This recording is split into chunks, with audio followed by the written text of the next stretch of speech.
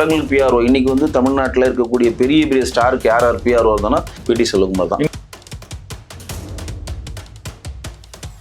காதலுக்கு மரியாதைக்கு போடப்பட்ட ஹீரோ வேற ஹீரோ. இப்படி நம்ம அடுக்கிக்கிட்டே போவேன். இதையெல்லாம் வந்து இவர் விஜய் இறங்கி பண்ணல. நல்லா கேளுங்க, விஜய் வந்து பண்ணல. விஜய் இன்னைக்கு பண்ண மாட்டார். அவர் வந்து மிகப்பெரிய ஒரு ஈகோயிஸ்ட். அவர் எங்கேயுமே இறங்கி போக மாட்டார். அவர் உலகளாவிய அரசியலோ தமிழ்நாடு அரசியலோ இந்தியவனுக்கான அரசியல் எதுவுமே தெரியாது. பிராண்ட்ல கொடுத்தா படிப்பாரு, அது ஏற்ற இடத்துல படிச்சு போயிடுவார். அது உள்ள அர்த்தம் போனீங்கன்னா கிடையாது. அதனால தான் அவர் வந்து மீடியாவை சந்திக்க தயங்குறாரு. ஏன் வந்து புஷியானது வந்து பாண்டிச்சேரியில மீன் எடுத்துட்டு வந்து வருவாருங்க. இங்க வந்துட்டு பெரிய பெரிய மீனா எஸ்எஸ்சிட்ட கொடுக்குறப்ப எஸ்எஸ்சி தான் விஜய்கிட்ட இன்ட்ரோடியூஸ் பண்றாரு. அப்படியே போயிட்டு விஜயோட சொம்படிச்சு விஜய் தான் ஆஹா ஓஹோன்னு சொன்னோன்னா அப்போ வந்து புஷின்ற ஒரு வெறும் 2000 பேர் உள்ள ஒரு தொகுதியில் தேர்ந்தெடுக்கப்பட்ட ஒரு உலக மகா தலைவர் மாதிரி ஒரு எஸ்டாப்ளிஷ் பண்ணிக்கிறார். விஜய் வந்து அவருடைய கல்யாணத்தை விஜயோட கல்யாணம் லண்டன்ல கல்யாணம் ஆயிடுச்சு. வெளியே சொல்லாம இருந்தார் விஜய். கத்திரிக்கை தெரிஞ்சு போட்டோன்னு சார் சொல்லிட்டாரு அவரு. சார் அந்த மாதிரிலாம் கிடையாது, கல்யாணம்ன்றது பெரிய லெவலாக பண்ணணும்னு சொல்லி நேரு ஸ்டேடியம்ல கிட்டத்தட்ட 50,000 பேர் கலந்துட்டாங்க விஜயோட கல்யாணம். தெரியுமா உங்களுக்கு?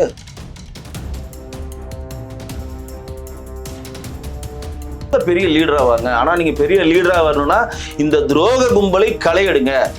நாளைய தீர்ப்பு அப்படின்ற ஒரு படம் வந்து எஸ்ஏசி எடுக்கிறப்ப ஒட்டுமொத்த தமிழ்நாட்டில் இருக்கக்கூடிய பத்திரிகையாளர்கள்லாம் இதெல்லாம் ஒரு மூஞ்சி இது நடிக்க வந்திருக்குன்னு சொல்லி எழுதுனாங்க.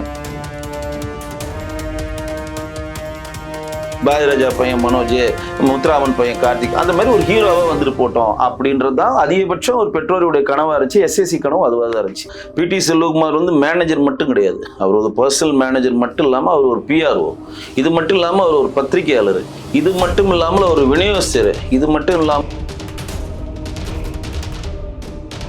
விஜய்க்கே நாம் இவ்வளவு பெரிய லெவலா வருவோன்ற நம்பிக்கை இல்லை. நல்லா கேட்டுக்குங்க.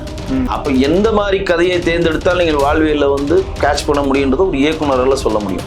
இதை எப்படி மார்க்கெட்டிங் பண்ணுன்றதுக்கு ஒரு டிஸ்ட்ரிபியூட்டருக்கான திறமை, விநியோக திறமை இருக்கும்.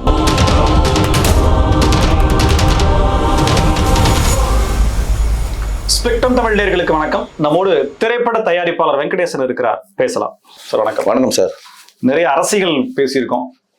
சமீபத்தில் நடந்த விவேக் அவர்களுடைய விழா, அந்த விழாவில் உங்க பக்கத்துல இருக்கக்கூடிய வெங்கடேசன்களா பிடி செல்வகுமார் அவர்கள் பேசிய பேச்சு, தாவேகாவை பத்திய விஜய் பத்தின அவர் சொன்ன விமர்சனங்கள், நீங்க அருகில தான் இருந்தீங்க. என்ன எதற்காக அவர் அவ்வளவு தூரம் கோபம் அவருடைய பேச்சுல கொஞ்சமா தெரியுது? அது கோபம்னு சொல்ல முடியாது. அது வந்து ஒரு ஒரு ஒரு இயலாமையை சொல்றாரு அப்படின்னு தான் நான் சொல்லுவேன். ஏன் அப்படின்னா, ஒரு மரத்தை வந்து நீங்கள் வளர்க்குறதுக்கு எவ்வளோ கஷ்டப்படுவீங்கன்னு உங்களுக்கு தெரியும். ஒரு மரத்தை வந்து நீங்கள் ஒரு செடியை நடுறீங்க, அதுக்கு வந்து தண்ணி ஊற்றுறீங்க, அதுக்கு வந்து வேலிகள் அமைத்து பராமரிக்கிறீங்க, அது கொஞ்சம் கொஞ்சமாக அது வளர்கிறதுக்கு பார்த்து ரசிக்கிறீங்க. அதுக்கப்புறம் வந்து அது மரமாக வளர்ந்து கிளையாகி பூவாகி காயாகி அது வரையும் நீங்கள் வந்து அதை வந்து பாதுகாத்துட்டு அது கூடயே டிராவல் பண்ணி கனி ஆகிறப்ப ஒருத்தர் வந்து பறிச்சா உங்களோட மனநிலை எப்படி இருக்கும்? கண்டிப்பா உழைப்பு திருட்டு. உழைப்பு திருட்டு. அந்த உழைப்பு திருட்டத்தான் நேற்று வந்து திரைப்பட தயாரிப்பாளர் இருக்கக்கூடிய கலப்பை மக்கள் இயக்கத்தினுடைய மாநிலத்தில் இருக்கக்கூடிய பிடி செல்வகுமார் நேற்று பொது வெளியில வெடிச்சிருக்காரு. ஆதங்கத்தின் வெளிப்பிடிப்பு தான் சொல்லும். உழைப்பு திருட்டுன்றது ஆதங்கத்தின் வெளிப்பிடிப்பு. அதனாலதான் நான் உங்களுக்கு அந்த மரத்தினோட உதாரணம் சொன்னேன்.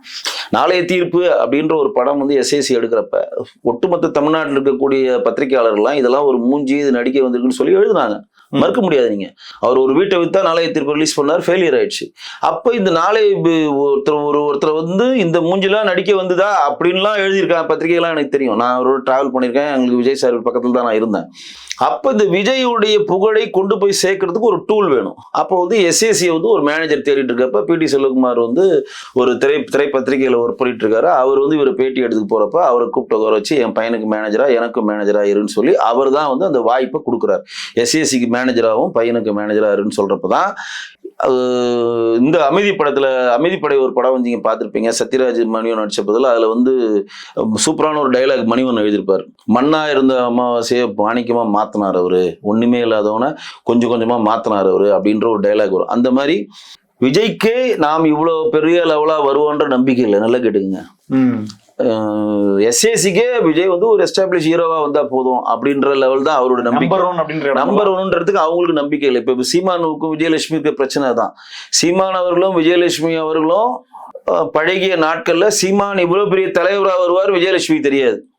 சரிங்களா? நாம இவ்வளவு தலைவரா வருவோம் அப்படின்றது சீமானுக்கே தெரியாது. விஜயலட்சுமிக்கு வந்து சீமான் வந்து இவ்வளவு பெரிய தலைவரா வருவாருன்றது தெரிஞ்சிருந்தா இந்த விஷயம் நடந்திருக்காது. சீமான் அண்ணனுக்கு நம்ம இவ்வளவு பெரிய இடத்துல வருவோம்னு சொல்றப்ப விஜயலட்சுமி நம்ம இந்த மாதிரி பண்ணிட்டோம்ன்ற கண்டென்ட்டுக்குள்ளேயே அவர் போயிருக்கிறதுக்கு வாய்ப்பு இல்லை. அதே மாதிரிதான் இது. அன்றைக்கு தேதி எஸ்எஸ்சியோட ஒரு இது நம்ம எந்த வீடியோ வைக்காம 2-3 படம் நடிச்சு இவனும் ஒரு ஹீரோ, நம்ம எல்லா வாரிசு பிரபு இருக்காருல, சிவாஜி பையன் பிரபு, தியாகராஜா பையன் பிரசாந்த், இது மாதிரி ஒரு ஐடென்டிட்டி இருக்குல்ல, பாரதிராஜா பையன் மனோஜ், முத்துராமன் பையன் கார்த்திக், அந்த மாதிரி ஒரு ஹீரோவா வந்துட்டு போட்டோம் அப்படின்றது தான் அதிகபட்சம் ஒரு பெற்றோருடைய கனவா இருந்துச்சு. எஸ்எஸ்சி கனவு அதுவாக தான் இருந்துச்சு. ஒரு மேனேஜர்னால எப்படி சார் மண்ணை வந்து ரத்தினமாவோ ஒளி மிகுந்த கற்களாகவோ மாற்ற முடியும்னா அவர் என்ன உழைப்பு போட்டாரு? விஜய்க்கு உள்ள இருக்கக்கூடிய தனித்திறமைகள் தானே, அதை மெருகேற்றி வெளியில கொண்டு வந்தாரு, உழைப்ப போட்டாரு, கத்துக்கிட்டாரு, இப்படிதானே சொல்லல? இது நீங்க நல்ல அருமையான கேள்வி. ஒரு மேனேஜர்னா நீங்க எல்லாம் நினைச்சிருக்கீங்கன்னா, பிடி செல்வகுமார் வந்து மேனேஜர் மட்டும் கிடையாது. அவர் ஒரு பர்சனல் மேனேஜர் மட்டும் இல்லாம அவர் ஒரு பிஆர்ஓ, இது மட்டும் இல்லாமல் அவர் ஒரு பத்திரிகையாளர், இது மட்டும் இல்லாமல் அவர் விநியோகஸ்தர், இது மட்டும் இல்லாமல் அவர் ஒரு தயாரிப்பாளர், இது மட்டும் இல்லாமல் அவர் ஒரு இயக்குனர். நான் சொல்றேன், ஒரே பிராண்ட்ல எத்தனை பேர் வராங்க பாருங்க. அப்ப எந்த மாதிரி கதையை தேர்ந்தெடுத்தால் நீங்கள் வாழ்வியல்ல வந்து கேட்ச் பண்ண முடியுன்றதை ஒரு இயக்குனரால சொல்ல முடியும். இதை எப்படி மார்க்கெட்டிங் பண்ணுன்றதுக்கு ஒரு டிஸ்ட்ரிபியூட்டருக்கான திறமை வேணும், விநியோக திறமை இருக்கும். கிட்டத்தட்ட 150 800 படங்கள் மேல அவர் டிஸ்ட்ரிபியூட் பண்ணியிருக்காரு தெரியுங்களா. பெரிய பெரிய படங்களுக்கு பிஆர்ஓ. இன்னைக்கு வந்து தமிழ்நாட்டில் இருக்கக்கூடிய பெரிய பெரிய ஸ்டாருக்கு யார் பிஆர்ஓ இருந்தானா பிடி செல்வகுமார் தான். இன்னமும் அவர் தான் இருக்காரு. இப்ப இல்ல, படையப்பாக்க அவர் தான் பிஆர்ஓ. நம்ப மாட்டீங்களா? விஷால் 5 படம் நடிச்சாருங்க. விஷாலோட 5 படம் நீங்க வந்து ஹிட் படம் சொல்லுங்க, 5 படத்துக்கும் பிடி செல்வகுமார் தான் பிஆர்ஓ. தாமிரபரணி, சண்டைக்கோழி, இப்படியே ஒரு 5 படம் மட்டும் விஷால் படம் நீங்க சொல்லுங்க, 5 படத்துக்கும் அவர் தான். ஜீவாக்கும் அவர் தான் பிஆர்ஓ இருந்தார். ஜீவா நடிச்ச கிட்டத்தட்ட ஒரு 20 லட்சம் 10 லட்சம் சம்பாரிச்சு இந்த ஜீவா தூக்கி போய் கோல 2 கோடி ரூபாய் சம்பளம் வாங்கி கொடுத்தார். ஜீவா பெரிய லெவல்ல கொண்டு போய் சேர்த்தது அவர் தான். ஏஆர் ரஹ்மானுக்கு முன்னாடி இருந்த பிஆர்ஓ அவர் தான். கமலஹாசன் தென்னாலி படத்துக்கு பிஆர்ஓ இருந்தது அவர் தான். KS ரவிக்குமார் முழுமையா பிஆர்ஓ இருந்தது அவர் தான். அது தனி கதை, அது தனியா பேசுவோம். அப்ப நீங்க ஒரு கேள்வி வச்சுங்க, ஒரு பிஆர்ஓவால ஒரு பர்சனல் மேனேஜரால ஒருத்தர் லைஃப்ல எப்படி அடுத்த கட்டத்துக்கு போக முடியும்? அப்போ வந்து இயல்பா ஒரு விஷயம் தெரிஞ்சுக்கோங்க. ஒரு ஹீரோ வந்து வளர்ற ஹீரோ புதுசா இண்டஸ்ட்ரீஸ் வந்தானா அந்த ஹீரோட வேலை என்ன? ஒரு படம் நடிச்சிட்டாரு, அந்த படம் சரியா போகல, அந்த ஹீரோ என்ன பண்ணுவாரு? ஒரு கம்பெனியா போவார். சார் இந்த போட்டோ வச்சுக்கோங்க சார், நான் அந்த படம் நடிச்சிட்டேன் சார், ஒரு வாய்ப்பு கொடுங்க சார், செகண்ட் ஹீரோ நான் கூட பண்றேன் சார், நல்லா பண்ணுவேன் சார், வாய்ப்பு கொடுங்க சார். இப்படியே போறது தான் அவங்கள்ட்ட மேனேஜர் இருக்க மாட்டான், தூக்கி விட ஆள் இருக்க மாட்டான், இவனை வச்சு படம் எடுக்கிறது அவங்க அப்பா அம்மா இருக்க மாட்டாங்க, யாருமே இருக்க மாட்டாங்க. இப்போ வந்து ஒரு பார்ன் வித் கோல்டன் ஸ்பூன் இவர் யாரு? திரு விஜய் அவர்கள். விஜயோட அப்பா வந்து எஸ்எஸ்சி பெரிய எஸ்டாப்ளிஷ் டைரக்டர். அவர் இந்தியில அமிதாப் வச்சு பண்ணியிருக்காரு, தெலுங்குல வச்சு பண்ணியிருக்காரு, பெரிய ஒரு 150 படம் மேல டைரக்ட் பண்ண பெரிய ஒரு டைரக்டர். அந்த டைரக்டரோட பையன் எப்படி வளர்ந்துருப்பார்? ஒரே புள்ள வீட்டுக்கு.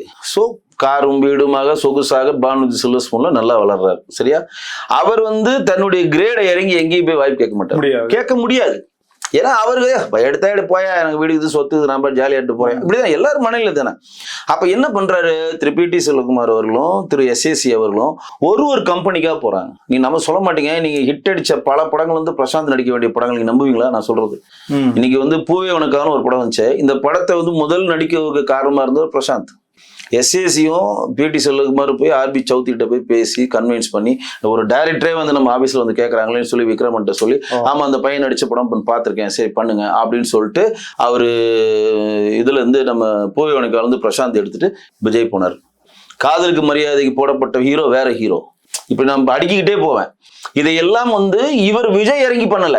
நல்லா கேளுங்க, விஜய் வந்து பண்ணல. விஜய் இன்னைக்கு பண்ண மாட்டார். அவர் வந்து மிகப்பெரிய ஒரு ஈகோயிஸ்ட். அவர் எங்கேயுமே இறங்கி போக மாட்டார். அவர் இவங்க வந்து 2 பேரும் நம்மளோட ஆளு பண்ணணும் அப்படின்ட்டு. ரஜினிக்கு மட்டும் கமலுக்கு மட்டும் தான் அன்னைக்கு பத்திரிகை வந்துச்சு. உங்களுக்கு தெரியுமா? ரஜினி ரசிகன் ஒரு பத்திரிகை வரும், கமலுக்கு மையம்னு ஒரு பத்திரிகை வரும். விஜயகாந்த் வந்தது இல்லை, சரத்குமாருக்கு வந்தது இல்லை, அன்னைக்கு இருந்து மோகனுக்கு வெளி விழா நாயன் மோகன் எந்த ஹீரோக்கு வரல. ஆனா விஜய்க்கு விஜய் ரசிகன், ஷோபா, விஜய் வெறியன், விஜய்னு சொல்லிட்டு 7 பத்திரிகை அவர் நடத்தினார். நம்புவீங்களா நீங்க? விஜயோடைய படத்தோட மற்ற படத்தோட ஹீரோவோட அப்டேட் இல்லை. இப்ப தானா வளர்ந்த மரம் தான் அஜித். அஜித்துக்கு யாரும் சப்போர்ட் பண்ணல. அதுவா மரம், காட்டு மரம் மாதிரி விதை விழுந்து முளைச்சு அதுவா வளர்ந்து நிக்குது.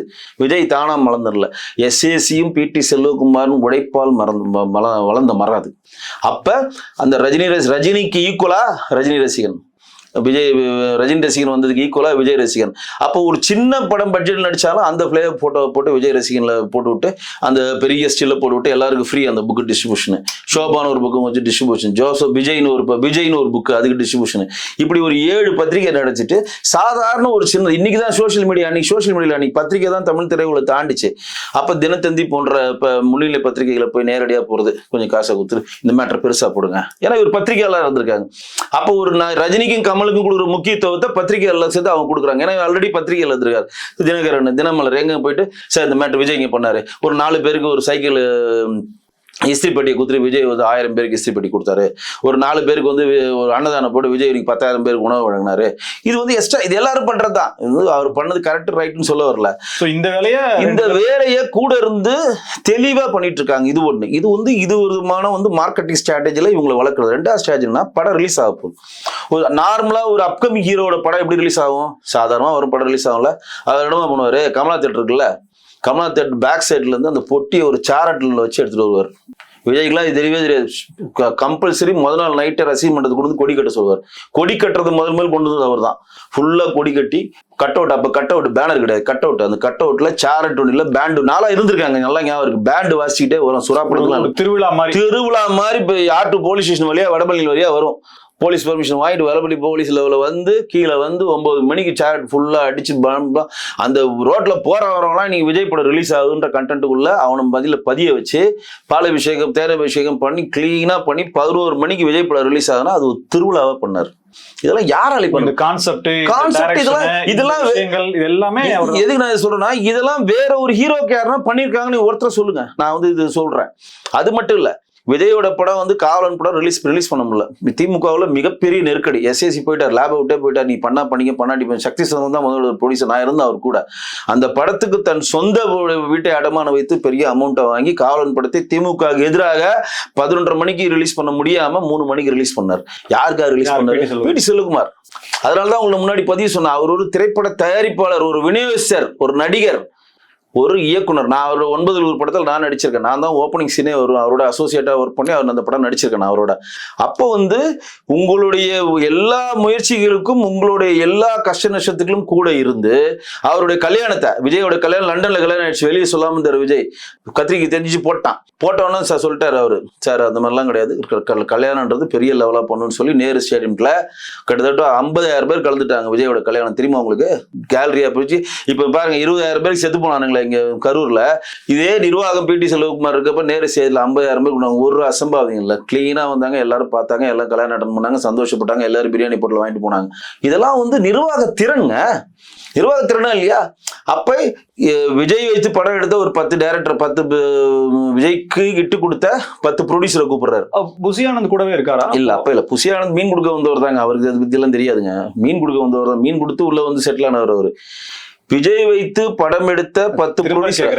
மீன் கொடுக்க வந்தவர்னா மீன் வந்து புசி ஆனந்த் வந்து பாண்டிச்சேரியில இருந்து மீன் எடுத்துட்டு வந்து வருவாருங்க. இங்க வந்துட்டு பெரிய பெரிய மீனா எஸ்எஸ்சி கொடுக்குறப்ப எஸ்எஸ்சி தான் விஜய் கிட்ட இன்ட்ரோடியூஸ் பண்றாரு. அப்படியே போயிட்டு விஜயோட சொம்படிச்சு விஜய் தான் ஆஹா ஓஹோன்னு சொன்னோன்னா, அப்ப வந்து புசின்ற ஒரு வெறும் 2000 பேர் உள்ள ஒரு தொகுதியில தேர்ந்தெடுக்கப்பட்ட ஒரு உலக மகா தலைவர் மாதிரி ஒரு எஸ்டாப்ளிஷ் பண்ணிக்கிறார். விஜய் வந்து அவர் வீட்டை தாண்டி இந்த வட்டத்தை தாண்டி வெளியில எதுவுமே தெரியாது அவருக்கு. ஒரு வட்டத்துல தான் இருப்பார், அதை தாண்டி வெளில வரவே மாட்டார்.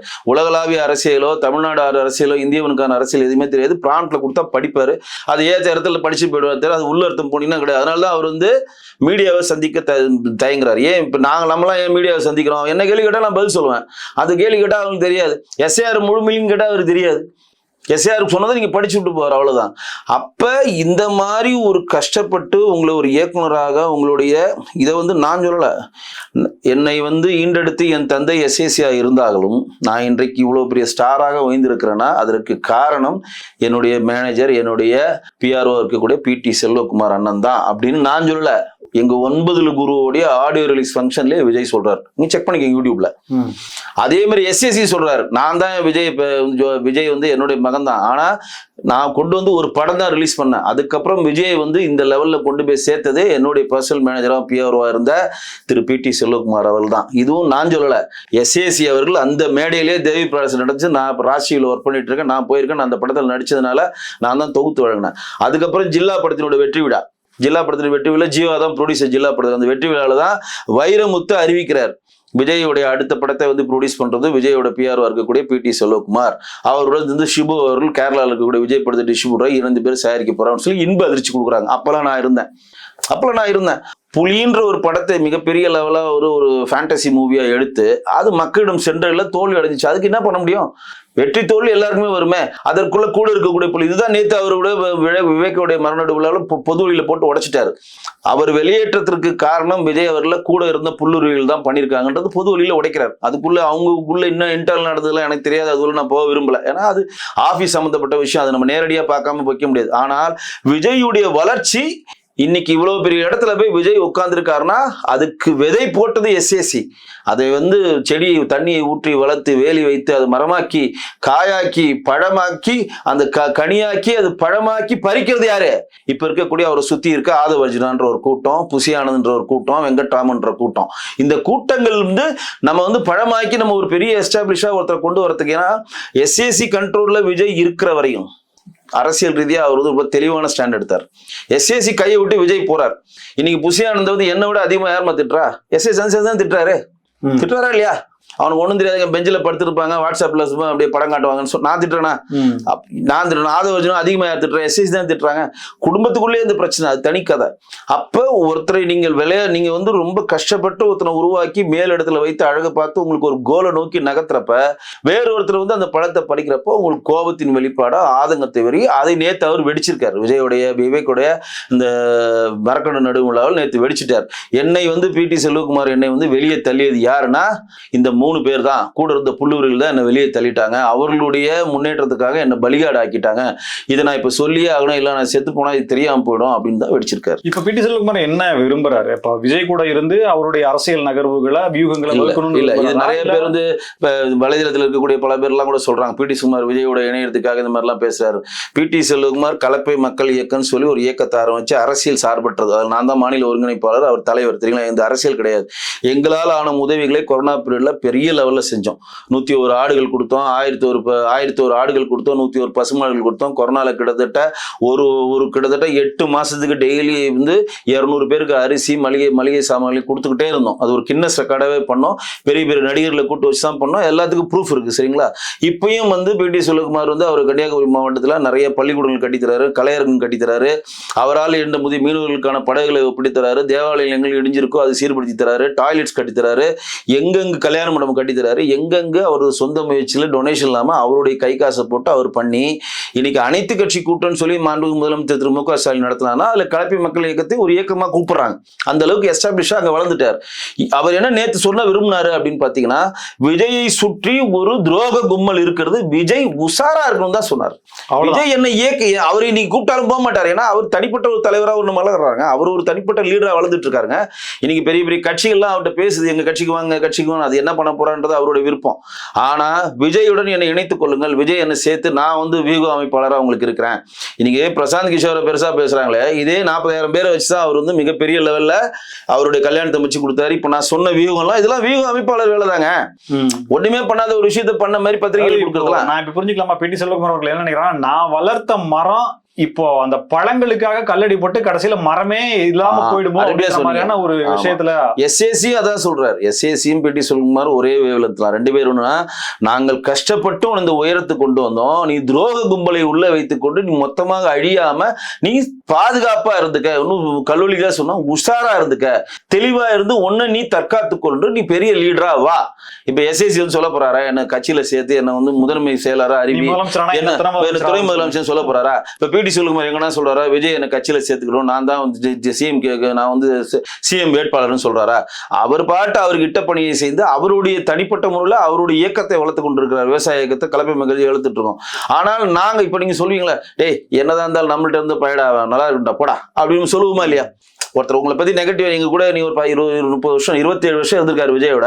அப்ப 27 வருஷம் ஒருத்தர் கூட நம்ம வளர்த்த புள்ள, நல்லது கெட்டது கல்யாணம் காட்சி புள்ள கிரக பிரசவம் எல்லாமே நல்லது கெட்டது எல்லாமே பார்த்த ஒரு புள்ள நம்மளை விட்டு வெளியில போறப்ப நீங்க அவனை வந்து நாசமா போன சொல்லுவீங்க.